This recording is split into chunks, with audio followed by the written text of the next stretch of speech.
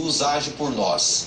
E eu quero apresentar aqui algumas etapas do processo de salvação. Então você que está assistindo a gente agora, você que quer entender um pouquinho o que a Bíblia fala sobre a salvação, diferente do que o Espiritismo tem apresentado, olha qual o processo que a salvação tem desde o início da criação até os dias de hoje. Vamos ler aqui.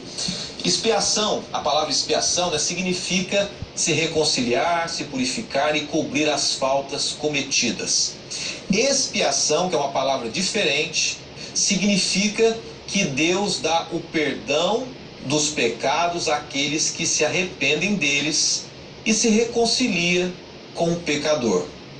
Terceiro aspecto, o pecador merece o justo castigo por ter ofendido a Deus com o pecado. Essa é a sequência do plano da salvação. No Antigo Testamento, os substitutos que davam a vida no lugar dos pecadores arrependidos eram os animais. Você está lembrado então que no Antigo Testamento um cordeirinho era morto representando Jesus como aquele que faria a expiação, que assumiria os pecados humanos?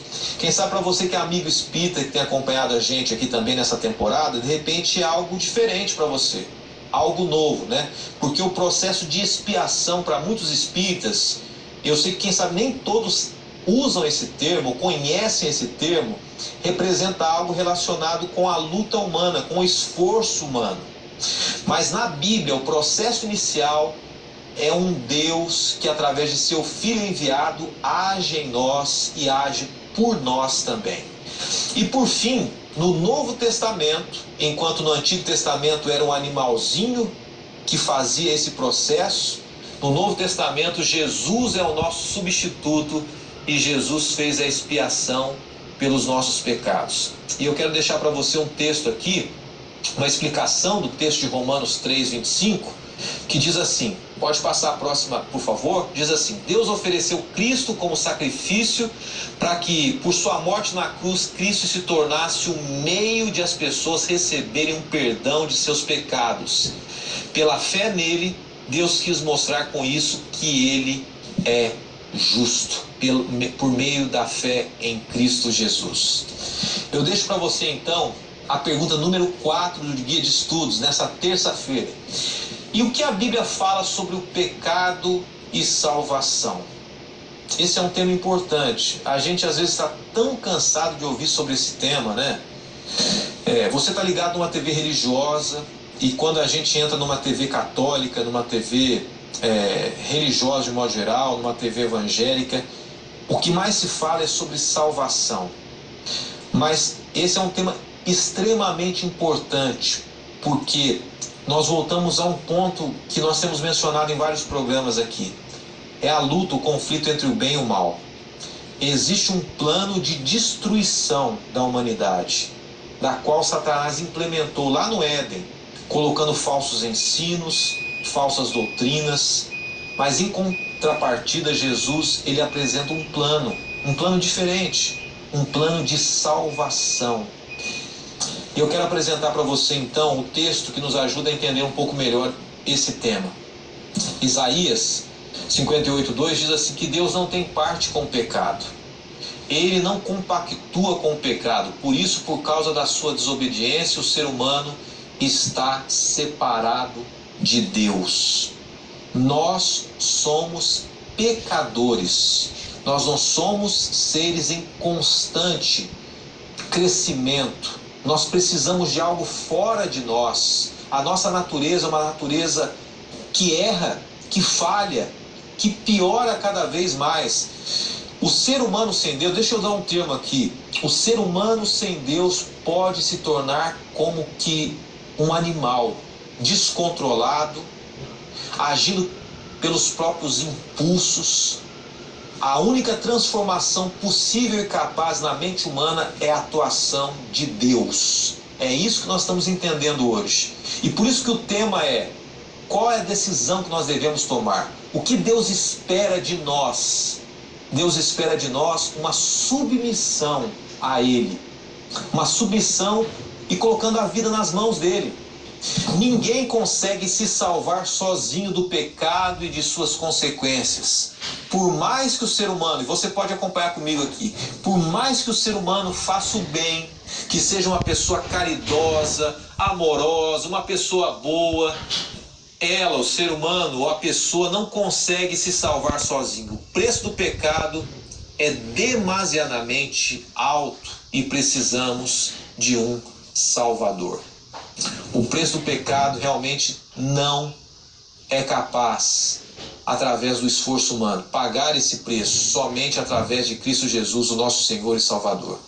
Chegou uma pergunta para a gente aqui. Chegou uma pergunta relacionada à temática da nossa temporada. Estamos falando então sobre o ser humano, sobre os ensinos humanos, estamos falando sobre o espiritismo, o espiritualismo, os ensinos bíblicos, e chegou uma pergunta para a gente da Bruna Cardoso, de Morungaba, São Paulo. Eu quero antecipar para ela que a gente vai responder amanhã essa pergunta, tá? Em que momento os mortos voltarão a ter consciência? Nós falamos ao longo dessa temporada aqui que, à luz da Bíblia, o Espiritismo apresenta que os mortos podem ter consciência, reencarnar, e nós queremos apresentar amanhã exatamente qual é o momento em que o ser humano ele vai voltar a ter consciência depois que ele já morreu, tá? É a visão bíblica. Mas ainda sobre essa temática, obrigado, Bruno, por entrar em contato com a gente. Então aguarde que amanhã esse vai ser o tema. A gente fez questão de lançar essa pergunta para dizer para você que amanhã nós vamos falar sobre isso, tá bom? Se eu falar agora, a gente acaba antecipando o tema de amanhã. Mas hoje nós estudamos que a salvação, ela é por meio de Cristo Jesus, não por nossos próprios esforços. Eu quero deixar para você um desafio de hoje. E o desafio de hoje é esse: confie no sangue remidor de Cristo, e que recebemos nova vida e somos purificados de todo pecado por meio do sangue poderoso de Cristo Jesus. Essa é a certeza. Esse é o plano da salvação, da melhor apresentada na Bíblia. Você sabe muito bem, por mais que você se esforce para ser melhor, mesmo quando a gente se esforça para ser melhor, por mais que as nossas intenções sejam boas, a gente se engana. Muitas vezes a gente faz as coisas boas para as pessoas, pensando no nosso próprio bem. Mas quando nós temos Deus no nosso coração, Jesus agindo, Ele faz uma mudança em nós. E nós agimos naturalmente, nos tornando pessoas melhores por meio de Jesus. Que Deus te abençoe. Amanhã a gente vai falar um pouquinho mais sobre o que Deus espera de nós e quando é que nós não viveremos mais, de fato, com a morte. Falando sobre esperança na morte. Vamos orar. Obrigado, bom Deus, por esse tema de hoje, pelo plano da redenção. E porque através desse plano nós podemos ter esperança de um dia não haver mais morte, mais sofrimento, que é algo que atinge a todos nós. O Espiritismo tem apresentado a realidade deles, a versão deles. Mas nós queremos entender o que a Bíblia diz e que amanhã nós estejamos com o coração aberto. Amigos de várias religiões estão conosco, Senhor. Toque o coração de cada um deles, toque o meu coração. E nos prepare para aprendermos cada vez mais. Em nome de Jesus oramos e em nome de Jesus agradecemos.